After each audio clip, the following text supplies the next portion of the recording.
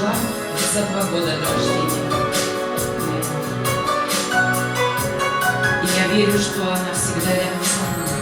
И она мой ангел.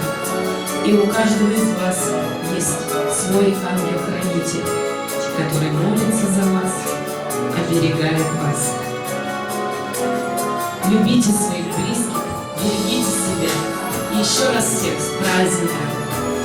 Спасибо вам.